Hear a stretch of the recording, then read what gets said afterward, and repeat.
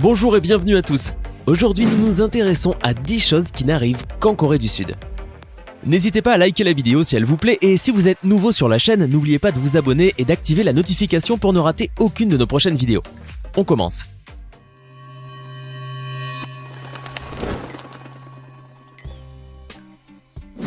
Les élèves étudient trop. En Corée du Sud, être étudiant est un travail à plein temps. Depuis l'école primaire, les enfants doivent aller à l'école de 9h du matin à 6h de l'après-midi. De plus, ils doivent faire obligatoirement leurs devoirs en rentrant le soir. C'est pourquoi ils n'ont pas beaucoup de temps libre. Au collège, l'horaire va de 9h du matin jusqu'à 10h du soir. Or, le plus extrême, c'est que les étudiants au lycée vivent pratiquement à l'école. En effet, ils passent parfois jusqu'à 15h, entre cours, activités parascolaires, en plus des études et des lectures à la bibliothèque. C'est pour cette raison-là qu'ils sont très peu sociables et passent la majeure partie de leur temps sur les réseaux sociaux. Au fait, saviez-vous que 97,7% des jeunes coréens âgés de 18 à 24 ans ont des smartphones ? Voilà pourquoi la Corée du Sud est considérée comme le pays le plus connecté à Internet dans le monde. Bien sûr, cette nécessité de rester toute la journée à l'école les rendra plus tard, quand ils seront un peu plus grands, complètement accros au travail. D'étranges célébrations en couple. Bien que la Saint-Valentin soit également célébrée le 14 février et que les couples s'offrent des cadeaux et des chocolats pour célébrer l'amour, il existe d'autres célébrations peu conventionnelles. Par exemple, la journée du 14 mars, dite White Day, est encore plus importante que la date précédente car le mari doit offrir à son épouse un présent 3 fois plus cher que celui de la Saint-Valentin, qu'il s'agisse d'un chocolat ou d'un collier en diamant. Mais si vous êtes célibataire, ne vous inquiétez pas, car les Sud-Coréens ont également pensé à une célébration pour vous. Ou lamentation ? Pour les éternels célibataires, il s'agit du 14 avril, ou Black Day, date à laquelle tous les célibataires mangent le Jajangmyeon, un plat typique à base de ramen et d'une sauce noire, pour se lamenter sur leur sort. Parlez-en alors à votre ami célibataire afin qu'il se trouve une jolie fiancée coréenne l'année prochaine. Il est interdit de parler fort, d'écouter de la musique sans écouteurs ou de parler au téléphone dans un transport public. En France, en matière de silence et de bruit, il n'y a pas vraiment de respect envers les autres. Dans les transports publics, du métro jusqu'à l'autobus, les gens crient en vendant des choses, parlent au téléphone très fort et écoutent même parfois de la musique sans leurs écouteurs. En Corée du Sud, c'est totalement différent. Il est en effet strictement interdit de faire du bruit dans les transports. Vous pouvez voir des personnes en train d'écouter de la musique ou de jouer à des jeux vidéo, ou même regarder des séries, mais jamais sans leurs écouteurs et toujours avec un faible volume. À tel point que, de manière générale, les Sud-Coréens ne parlent même pas entre eux dans les transports publics, car pour eux le silence a une très grande valeur et est considéré comme une preuve de respect envers autrui. Ne faites pas la bise. En Corée du Sud, les choses ne sont pas les mêmes qu'en Europe, où nous aimons tous faire preuve d'affection, quel que soit le prétexte. En France par exemple, lorsqu'une femme fait la connaissance d'un homme ou vice-versa, il est courant qu'il se salue avec une bise sur la joue si la personne qui les présente est un ami en commun. Ah, en Corée du Sud, vous ne devez jamais le faire, ni même penser à le faire à une accolade, car trop d'intimité peut être mal vu. Il est plutôt correct et poli de saluer ou de prendre congé en faisant une petite révérence. Ne posez jamais les baguettes dans votre plat en position verticale. Les baguettes sont des ustensiles traditionnels que l'on utilise pour manger en Chine, au Japon, en Corée du Nord, en Corée du Sud et au Vietnam. Les baguettes sont généralement fabriquées en bois, en bambou, en métal, en os, en ivoire et même en plastique actuellement. Il est très intéressant de savoir qu'on utilisait des baguettes en argent au palais impérial chinois afin de pouvoir détecter un poison quelconque dans les plats de l'empereur. Bien, mais gardons l'histoire de côté. En Corée du Sud, vous ne devez jamais poser les baguettes en position verticale dans votre nourriture, car elles rappellent l'encens dans les funérailles et les rites sacrés. Les poser dans cette position est ainsi considéré comme un grand manque de respect. Accro à la chirurgie. En Corée du Sud, il est très fréquent que les parents offrent en cadeau à leur fils ou leur fille de 16 ans une chirurgie des paupières. En effet, 50% de la population coréenne naît sans le pli de la paupière supérieure, ce qui fait paraître leurs yeux beaucoup plus petits. Bien qu'elle paraisse dangereuse, cette opération est presque aussi courante qu'un blanchiment des dents. Mais ce n'est pas tout. En effet, les Sud-Coréens dépensent au total quelques 5 milliards de dollars par an en chirurgie plastique, et il convient de noter que les filles commencent à utiliser le Botox dès l'âge de 15 ans, leur garantissant ainsi un bon emploi à l'avenir. Alors, vous connaissez maintenant leur vrai secret pour avoir un visage parfait. C'est tout simplement flippant. Un supermarché virtuel.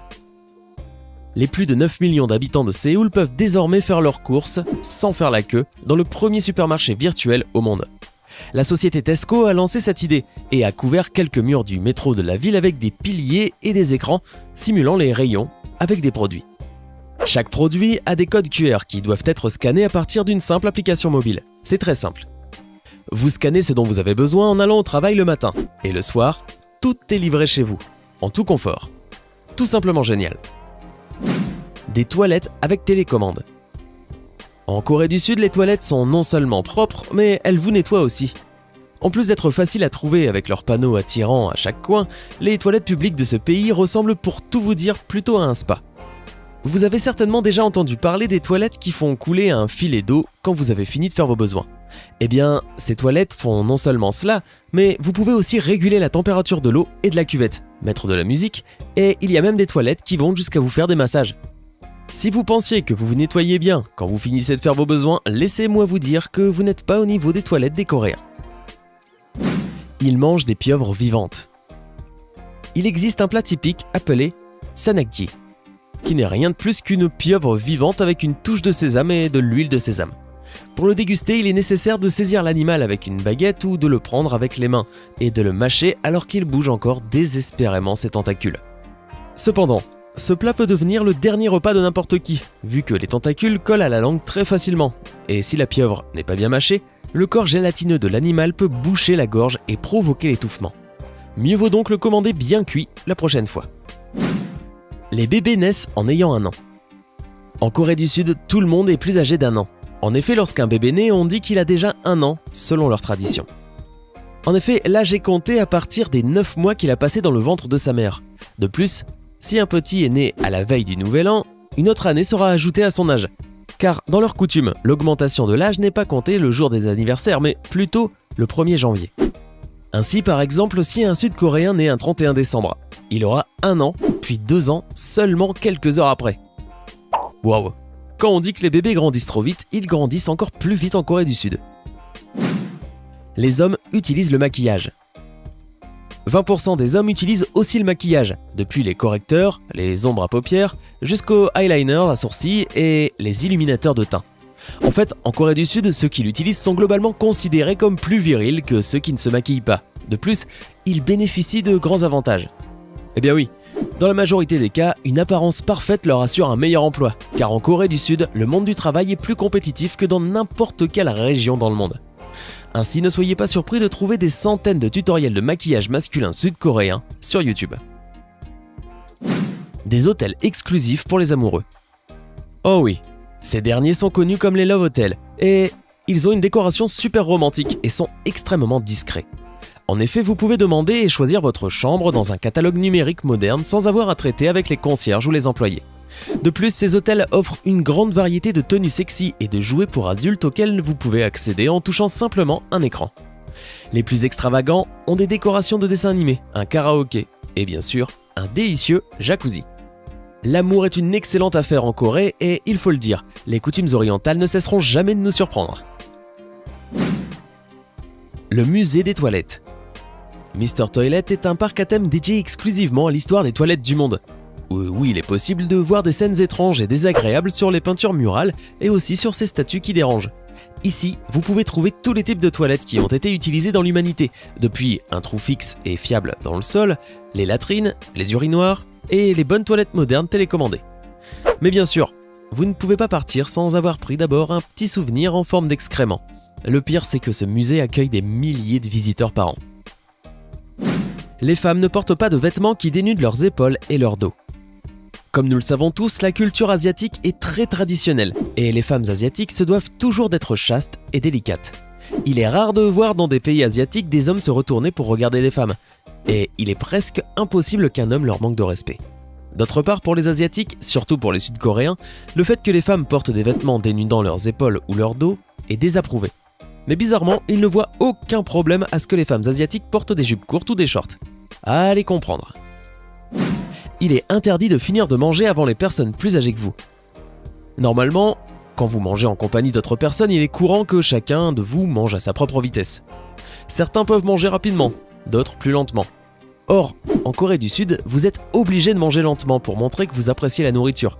Et le plus important, c'est qu'il ne faut jamais finir de manger avant les personnes plus âgées que vous qui vous accompagnent.